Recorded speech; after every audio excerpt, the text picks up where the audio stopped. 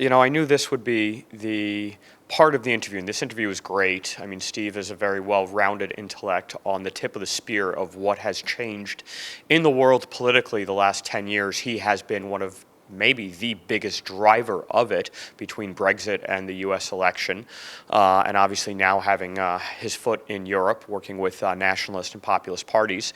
But I knew that, a lot of what he'd say would resonate. He's a huge fan of Poland. I wrote for him at Breitbart. I was the one who got him and Rahon together. I really wanted to see this interview come to fruition for the simple reason that, when I mentioned my connections to Steve or Breitbart, or even in Poland still with Trump, despite any evidence, it's Russia this, and it's the same thing he says about Washington, D.C., that everyone's so focused on trying to turn any dovishness or non-over-the-top aggression toward Russia into you're part of that complex. And I think that's an under-nuanced view. The reality of the situation is, and I agree with him on some parts, disagree with him on others, he knows who Russia is. He knows it's a kleptocracy. He knows that it's an evil empire. He just he perceives that it's not the same evil empire as it was for 50 years post-Yalta. Yes, it is doing undermining things. His view, and he's a very big picture thinker, is that the greatest existential threat to freedom on earth, and thus prosperity and safety, security, is China. And if Russia is pushed by the West, if we continue with rhetoric and then potential other escalations, the propensity to drive Russia into China's arms and possibly Iran, and who knows what's going to happen with North Korea. But the true axis of evil, and China being the scaled up axis of evil, this is the power that has the force, that has the strength, that has the military, that has the weapons to really be a warmonger for the 21st century and subjugate many, many countries and fight against freedom on earth in a new Cold War and hot war with multiple hot wars. So his view is Russia's part of Europe. It's part of the Judeo-Christian West. I had a conversation with him where we discussed about history and literature and the art and the culture, and he makes a fair point.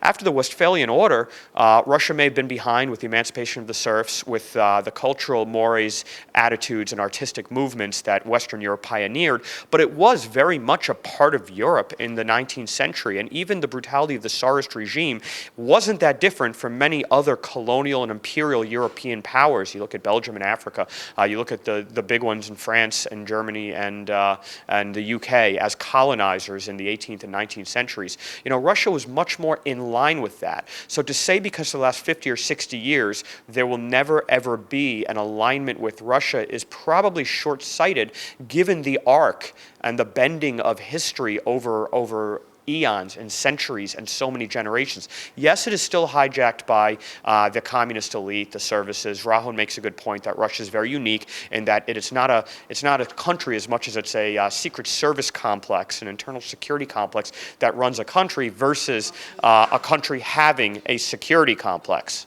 So this point that Rahon makes is very fair, and Russia is a great threat, especially to Central Europe where we stand.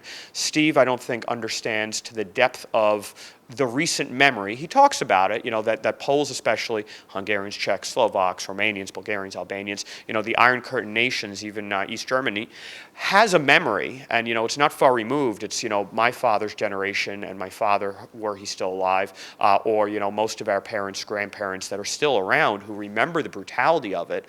So that connection, that closeness to it, does tend to embed a much deeper animus, and rightfully so. But I think his point is a valid one that's worthy of discussion. Putin's not going to last forever, and you still need to keep something like Russia and this system together, an oligarchy that is in hock to a cult of personality that's got the power. You will have a generation who understood these levers of internal security apparatuses to undermine freedom, to do what they did with Skripal and Nemtsov and the journalists. Recently, I think it was Ivan Golgunov, who they attempted to put in jail. But this is also the same stuff that's going on in Turkey and the EU is, was almost embracing Turkey into the EU. Turkey's still a part of NATO, which I think is absolutely incorrect. We have to stand for the Judeo-Christian values that mean rule of law and freedom of assembly, especially freedom of religion, freedom of speech, freedom of press.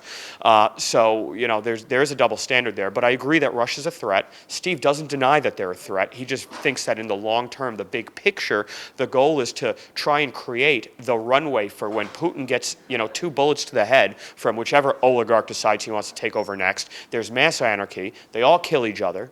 Within a generation, there's room to bring Russia in to a more Western European fold. So, I think the points he makes are worthy of discussion as opposed to just immediate shutting down. And what I saw even on, since the interview was aired and posted on social media, from a lot of polls, especially on the right, well, we can't talk to him about anything. It's a deal breaker to non-starter because he doesn't think that we need to, sanction Russia or march into a hot war with Russia.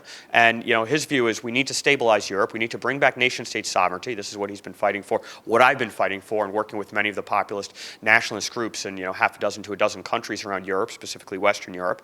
This idea of a Europe of sovereign individual states. Russia, if they reformed, if things evolved a certain way, could be a productive member. Ultimately, they don't have a very strong military. They've got very old weaponry, and their economy is based on natural resources that are now under direct threat from American exploitation and extraction under Trump.